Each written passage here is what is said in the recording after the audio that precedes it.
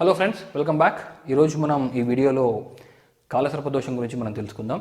అసలు కాలసర్పదోషం అంటే ఏంటి, అది ఎలా ఫామ్ అవుతుంది, సో దాన్ని ఎలా అనలైజ్ చేయాలి, అది ఎందుకు ఫామ్ అవుతుంది, అలానే దానికి ఉన్న రెమెడీస్ ఏంటి అన్న విషయాలు మనం ఈ వీడియోలో మాట్లాడుకుందాం. సో ఫస్ట్ ఆఫ్ ఆల్ మనకి కాలసర్పదోషాలు అంటే మనకి ఎన్నో రకాల కాలసర్పదోషాలు ఉన్నాయి. కాకపోతే అన్ని రకాల కాలసర్పదోషాలకి బేసిక్ గ్రహాలు ఒకటే. సో మనకి ఎప్పుడు కాలసర్పదోషం ఏర్పడుతుంది అంటే మనకి గ్రహాలన్నీ రాహువు కేతువు మధ్యలో ఉన్నప్పుడు మనకి కాలసర్పదోషం అనేది ఏర్పడుతూ ఉంటుంది. సో ఇప్పుడు ఈ కాలసర్పదోషంలో కూడా మనకి ఎన్నో రకాల కాలసర్పదోషాలు ఉన్నాయి. కొన్ని కాలసర్పదోషాలు ఎలా ఏర్పడతాయంటే అవి అన్ని గ్రహాలు రాహుకేతువుల మధ్యలో ఉన్నప్పుడు ఏర్పడేదాన్ని మనం కాలసర్పదోషం అంటాం.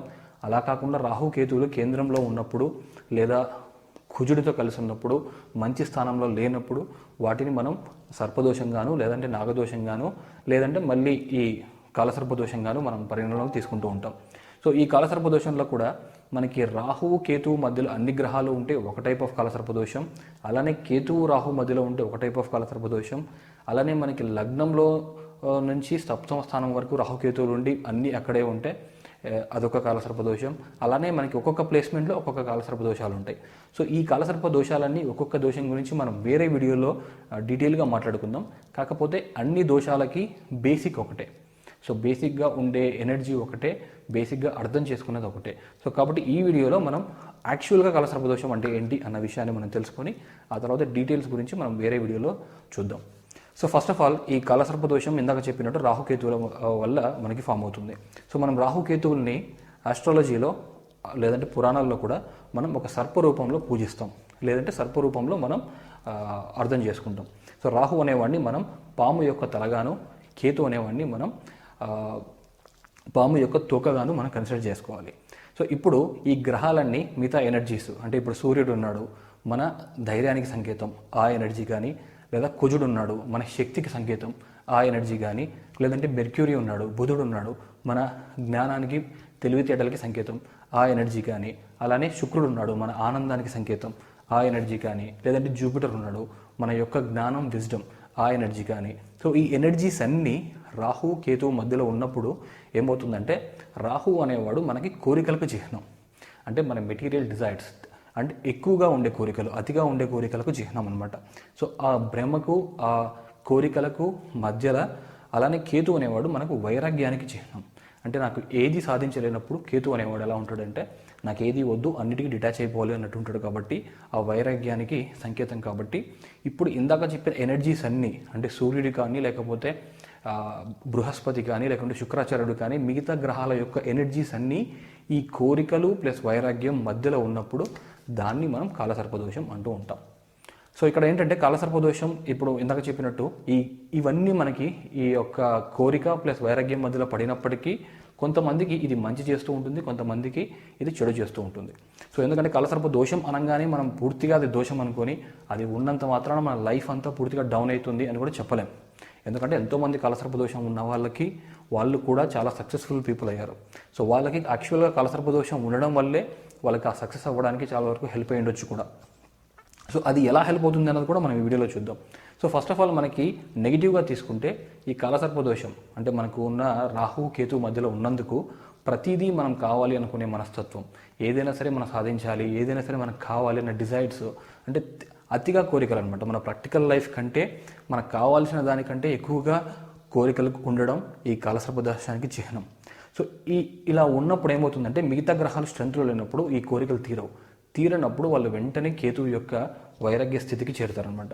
సో మళ్ళీ వైరాగ్య స్థితికి చేరినప్పుడు మళ్ళీ కొన్ని రోజులకి రాహు యాక్టివేట్ అయినప్పుడు మళ్ళీ కోరికలు వస్తూ ఉంటాయి. సో ఇప్పుడు ఏమవుతుందంటే వీళ్ళు ఎప్పుడు అప్స్ అండ్ డౌన్స్లో ఉంటారు, ఎప్పుడు ఏదో కావాలి అనుకుంటూ ఉంటారు, అది లైఫ్లో దొరకదు. అప్పుడు మళ్ళీ కేతువు యాక్టివేట్ అయినప్పుడు ఏది వద్దు నాకు వైరాగ్యం కావాలి అని చెప్పి సైలెంట్ అయిపోతూ ఉంటారు. మళ్ళీ కొన్నాళ్ళ తర్వాత మళ్ళీ ఈ రాహు యొక్క ఎనర్జీ యాక్టివేట్ అయినప్పుడు మళ్ళీ ఏదో ఒక దానికోసం పాటుపడుతూ ఉంటారు, కోరికల కోసం పరిగెడుతూ ఉంటారు. మళ్ళీ ఈ కేతువు వల్ల ఈ వైరాగ్యంలోకి వచ్చేస్తూ ఉంటారు. సో ఇది జనరల్గా ఇచ్చే ప్యాటర్న్. ఈ కోరికలు ప్లస్ వైరాగ్యం మధ్యలో మిగతా యొక్క గ్రహాల ఎనర్జీస్ అన్నీ ఉండడం వల్ల ఎప్పుడూ వీళ్ళు ఈ రెండింటి మధ్యలో ఊగుతూ ఉంటారనమాట.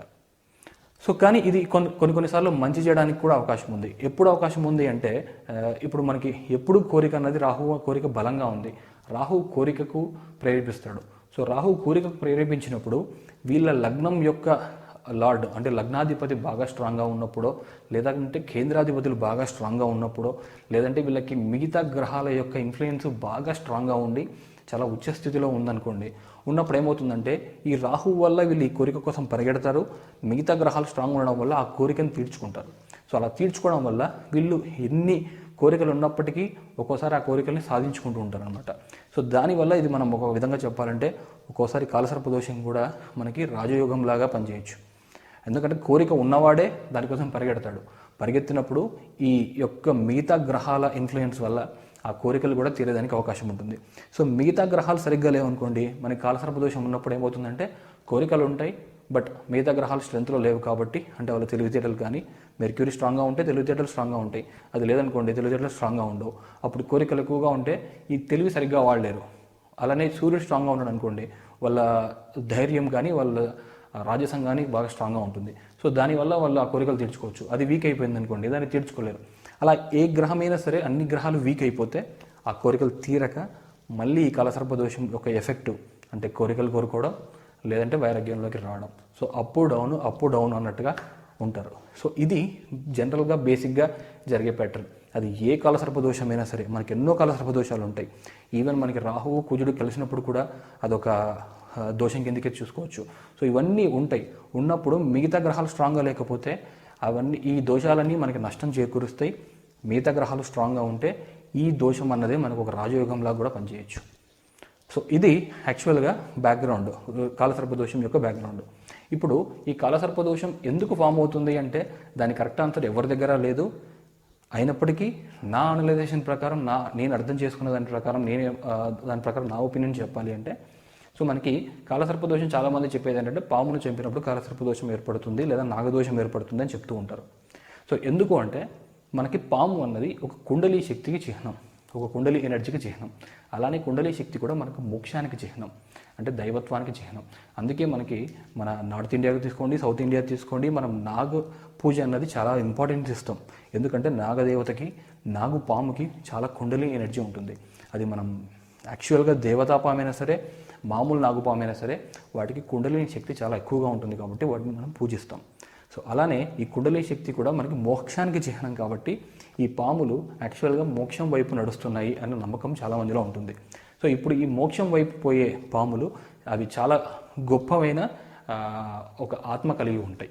సో అలాంటి కుండలి ఎనర్జీని న్యాచురల్గా చనిపోనీయకుండా మనం వాటిని ఏ కర్రతోనో కొట్టో లేకపోతే కత్తితోనో కొట్టో చంపేస్తాం కాబట్టి వాటి కుండలిని ఎనర్జీని, కుండలిని శక్తిని మనం డిస్టర్బ్ చేస్తున్నాం కాబట్టి అది మోక్షం వైపు వెళ్ళే ఒక ప్రాణిని మనం ఇబ్బంది పెడుతున్నాం కాబట్టి మనం కూడా మోక్షం వైపు వెళ్ళే దారిలో ఈ మనం చేసే లైఫ్లో మనకు కూడా ఇబ్బందులు వస్తూ ఉంటాయని దాని మీనింగ్ అనమాట. అంటే ఎప్పుడైతే మనం పాముని చంపుతామో అప్పుడు దాని మోక్షానికి మనం అడ్డుపడ్డాం.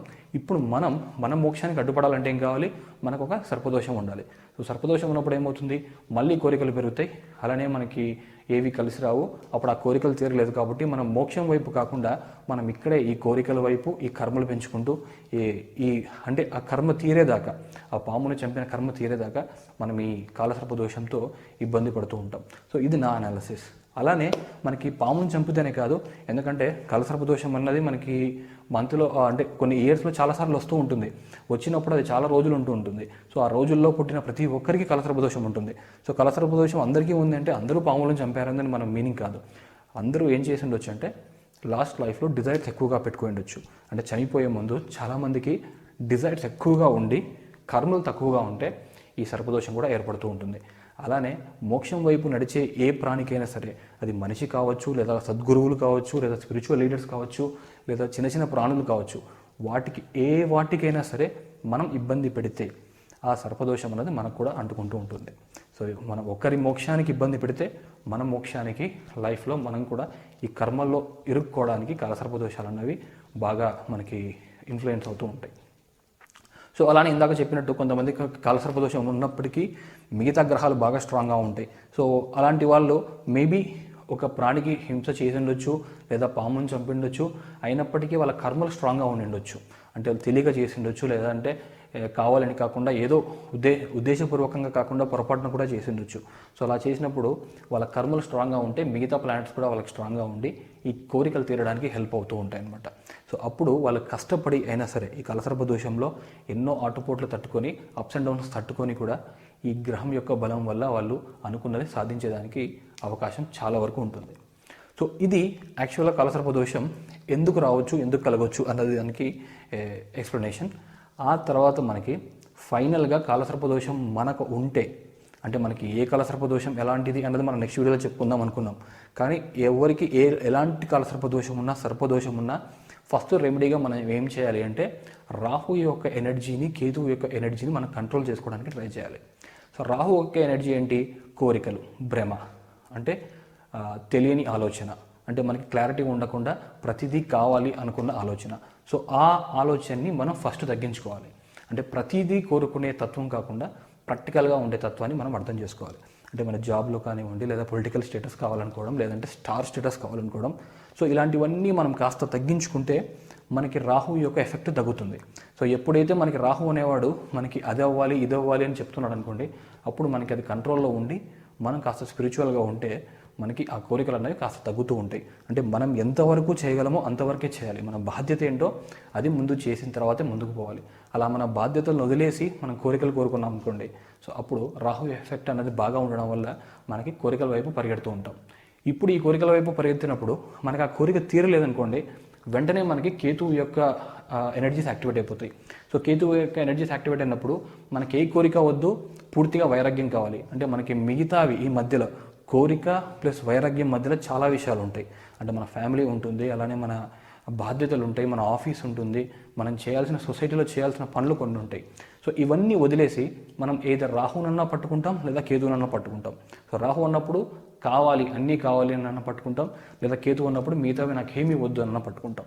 సో ఇందుకే కొంతమందికి ఈ కాలసర్ప దోషం వల్ల ఒక పెళ్ళి అన్నది కానీ, లేదంటే ప్రేమ అన్నది కానీ విఫలమైనప్పుడు వాళ్ళు ఏదైనా నాకు దక్కి తీరాలి, లేదంటే నాకు ఏది వద్దు అన్న ధోరణిలో ఉంటారు. అంటే బ్యాలెన్స్డ్గా ఉండకుండా అయితే అది కావాలి, లేకుంటే ఏది వద్దు అన్న ధోరణిలో ఉంటారు. అలా కాకుండా ఈ రాహు ఎనర్జీని కాస్త కంట్రోల్ చేసుకొని, అలానే ఈ వైరాగ్యం ఎనర్జీ కూడా ఏది వద్దు అనుకోకుండా మన బాధ్యతలు మనం తీర్చాలి. అంటే ఇప్పుడు వైరాగ్యం పోయే ముందు మనకంటూ పిల్లలు ఉంటే పిల్లల్ని చూసుకోవాలి, లేదా మనకి పెళ్ళి అయ్యి ఉంటే భార్య కానీ భర్త కానీ మన బాధ్యతలు మనం తీర్చుకోవాలి. అలానే మనం జాబ్ చేస్తూ ఉంటే మన జాబ్లో కొన్ని బాధ్యతలు ఉంటే ఆ బాధ్యతలు తీరాలి. సో బాధ్యతలన్నీ తీర్చిన తర్వాత వైరాగ్యంలోకి వెళ్ళాలి అన్న ఆలోచనలో ఉంటే ఈ కాలసర్ప దోషం అనేది మనకి పెద్దగా ఇబ్బంది పెట్టకపోవచ్చు. సో ఇది మనం బేసిక్గా సైకలాజికల్గా చేయగలసిన రెమెడీ. సో అలా కాకుండా సైకలాజికల్గా మన వల్ల కాలేదు అంటే నెక్స్ట్ మనం చేయాల్సింది ఏంటంటే దుర్గాదేవి ఆరాధన అన్నది మనం బాగా చేయాలి. అలానే గణపతి ఆరాధన, కేతువు యొక్క వైరాగ్యం యొక్క స్థితి మనకు బాగా ఉండాలి అంటే మనం కేతువుకు సంబంధించిన గాడైన గణపతిని దేవుణ్ణి మనం పూజించాలి. అలానే రాహుకి సంబంధించిన అమ్మవారు అంటే దుర్గాదేవిని బాగా పూజించాలి. దాంతోపాటు వీళ్ళిద్దరికీ అంటే నాగలోకానికి, లేదంటే నాగుపాముకి, లేదంటే డిజైర్స్కి చిహ్నమైన సుబ్రహ్మణ్యేశ్వర స్వామి ఆరాధన కూడా మనకి ఈ కాలసర్ప దోషంలోంచి మనకి బాగా బయటపడడానికి హెల్ప్ అవుతూ ఉంటుంది. సో దాంతోపాటు నాగ ప్రతిష్టలు చేయడం, లేదంటే ఆశ్లేష బలి చేయడం, లేదంటే సర్ప సంస్కారాలు చేయడం, లేదంటే సుబ్రహ్మణ్యేశ్వర స్వామి ఆరాధన, సుబ్రహ్మణ్య హోమాలు చేయడం. సో ఇలా చేయడం వల్ల ఏమవుతుందంటే సుబ్రహ్మణ్యేశ్వర స్వామి యొక్క వల్లి శక్తి, అంటే ఆయన భార్యలు ఇద్దరు అని చెప్పుకున్నాం కదా అంత ముందు వీడియోలో. సో వల్లి అన్నది తన డిజైర్స్కి సంబంధించిన శక్తి, అలానే దేవసేన అన్నది తన పవర్కి సంబంధించిన శక్తి. సో ఈ వల్లి దేవి యొక్క ఎనర్జీస్ మనకి బాగా వస్తాయి కాబట్టి మన డిజైర్స్ అన్నీ బ్యాలెన్స్ అయిపోయి అనవసరమైన డిజైర్స్ కాకుండా మనకి ఏది కావాలో దాని మీదే మనకి వస్తూ ఉంటుంది. సో ఏది ఏమైనప్పటికీ మనకి ఈ కాలసర్ప దోషం అన్నది ఎప్పుడూ చెడు చేయదు. అది మేజర్ పాయింట్, మనం తెలుసుకోవాల్సిన పాయింట్. మనం కాలసర్ప దోషం నుంచి రావాలి అంటే మనం సైకలాజికల్గా మనం కొద్దిగా మారాలి. సో దాని ద్వారా మనం ఈ ఇబ్బందుల నుంచి బయటపడవచ్చు. సో ఇది ఇవాల్టి వీడియో. అండ్ నెక్స్ట్ మనం ఒక్కొక్క కాలసర్ప దోషం గురించి మనం మిగతా వీడియోలో తెలుసుకుందాం. So thank you very much for watching this video. ఈ వీడియో మీకు నచ్చినట్టయితే లైక్ చేయండి, షేర్ చేయండి, సబ్స్క్రైబ్ చేయండి. And thank you very much. Bye.